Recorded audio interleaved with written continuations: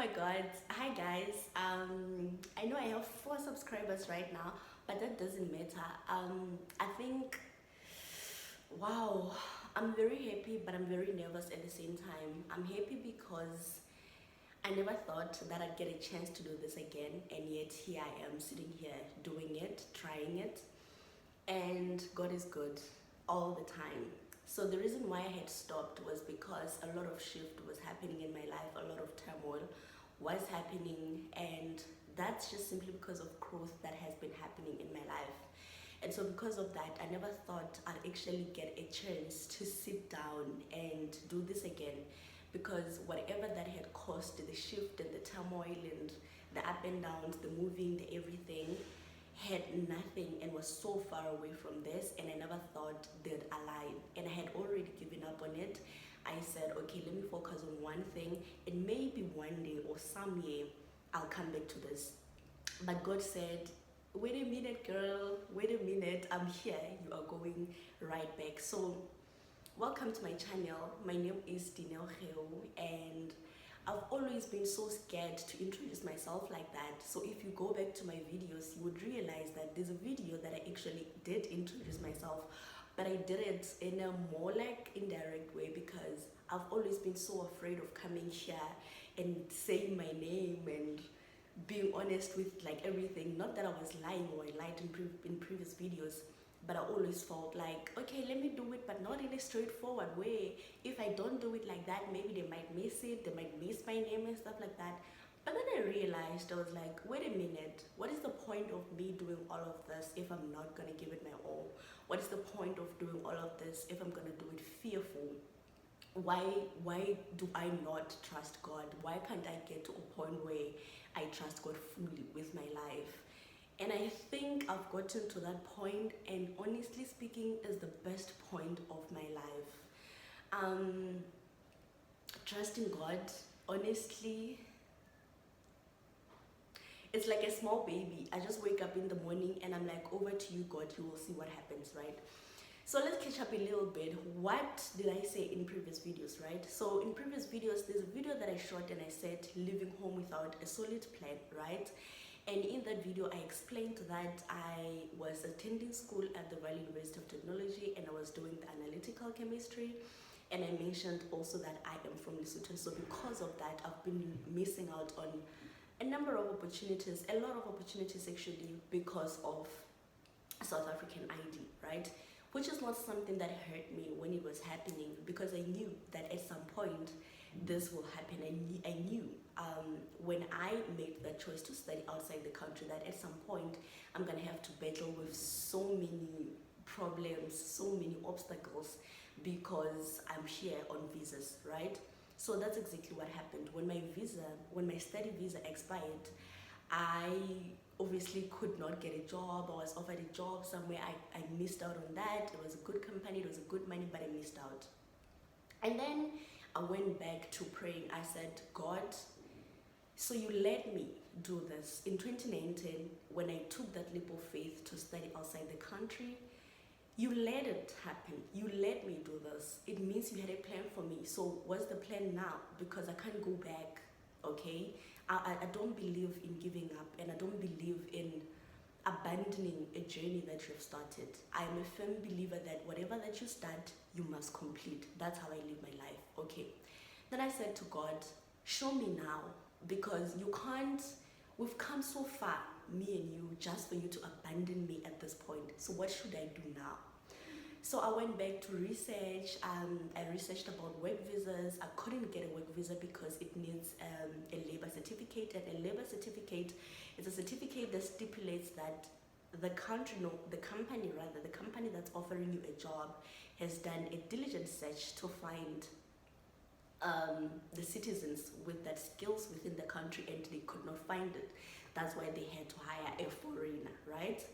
Which of course, I mean, you will never, because you get that certificate at the labor, what do you call this, the labor department. You will never get the certificate, because I mean, come on, we have so many South Africans that are qualified as analytical chemists. Of course, if that job is for analytical chemistry, it means thousands and thousands of South African citizens or youth do qualify for that job, right? And number two, then I researched on the critical skills visa, and I found out that you have to sign up with the Science Governing Body of South Africa, which in this instance, under chemistry, natural sciences, is the SAGNASP. Okay, so now the SAGNASP now has a very tight criteria for you to sign up with them, for them rather to issue you that certificate that says that you're a certified natural scientist, so that you can present that at the embassy and get a critical skills visa. They really need strict requirements as well, just to make sure that you really do possess a skill. So one of the requirements includes work experience, but now the question is, how are you going to get work experience without being able to get a job, because you can't be hired because you're a foreign, right? You don't have a South African ID. I sat down with myself, I did a lot of praying, I did a lot of fasting, I asked God, I was like, okay, so what now? And one day I came to a conclusion that, listen, I'm going to volunteer. I am going to do everything that I can to get that work experience. And if it means me going to work every day without getting paid, that's exactly what I'm going to do. Now, when I chose to do that, I understood the toughness of the journey that I was about to embark on. I understood the obstacles that are going to come on. And listen, again, I said to God, if you brought me this far, again, you have a plan. And so I'm just going to throw myself in this. I am going to do this with you. We are going to do it together. So at the beginning of the Vaal, then around March, I moved from Vaal. I came to Midrand because I found a company, a cosmetics manufacturing company. Luckily, they took me in. They said, okay, come, you can come here on a volunteering basis, right? And I did. I was very excited for that opportunity, and I did. I arrived around March. A lot has been happening. Oh my God. I mean, wow. A lot has been happening. I've been navigating so many problems, so many challenges that are caused by obviously a very tight budget, because currently my parents are the ones who are carrying this. They are the ones who are helping me do this, as well as my sisters, right? So, but then I am not coming from a rich family. I mean, if I was, surely I wouldn't be doing all the things that I'm doing right now. I wouldn't be going through the struggle that I'm going through right now just to develop myself and get myself to a point where I want to be, right? So they are not rich, so they help and they give whatever that they can give, and we hope for the best. Literally, we hope for the best, and that best sometimes isn't the best, and oh my God. It's a mess, honestly, it's a mess. And if you know Midrand, everything is so expensive, so expensive. To be honest with you, I'm stressed at most times, but I'm laughing right now. And the reason why I'm laughing, I feel like it's actually the main point why I'm recording this video. I want to say 3 things. 1, trust God with your life. Whatever it is, however big it is, if it feels heavy, if it feels overwhelming, don't do it without God. I pray every day. Every day, when I get up, I pray. When I get back at home, I pray. I pray for little things. I say, thank you that I have clean water. Thank you that I have food. Thank you that I have shoes to wear to go to work today. Thank you that I have lunchbox to take to work with me today. When you show gratitude for small things, literally your life changes. I've stopped focusing on the things that I don't have, and the heaviness and the hardness of the journey that, oh my God, I don't have this, I can't go to work, I'm stressed, I'm overwhelmed, all of this. Come my month end, my colleagues are getting paid, I'm not getting paid. When you show gratitude for small things, your life changes. My life has changed a lot. From being stressed to a point where I say, even today, I'm well, I'm alive, my health is in order, I am grateful. That's it. Seriously. Number 2, I want to say, understand the season that you're in your life, and understand the journey well that you've taken, or the journey that you're on. So stop comparing yourself with other people. For instance, I remember when I got here, people would just throw words like, yeah, but you're not even getting paid, why are you doing this? People had so much to say about the journey that I chose, but I said, shush, keep quiet, focus. You know why you're doing what you're doing, and you don't have to explain to the next person. And they won't understand. I mean, regardless of how much I can explain, they won't understand, because the dream is in theirs, the vision is in theirs, and God trusted you with that journey. He trusted you with that vision. He didn't trust a crowd, he didn't trust your family, your friends, your colleagues, and therefore, even if they don't understand, that's fine, that's okay. But also, it doesn't have to get to a point where they're saying it to discourage you, that yeah, you should stop, why are you doing this? I feel like when it goes like that, or when it takes that direction, then you have to set at home, you have to draw a line and say, listen, you are not about to come into my life with that kind of negativity. I think you're allowed to say that, especially if it's like people close to you. So, but then if it's the rest of the people outside, listen, they don't have to understand what you're doing. They don't even have to understand the journey, because that's not their calling child, that's not their journey child, that's not their vision, okay? God planted that dream, he planted that seed in your heart for a reason, because he trusts you that you can be able to carry it.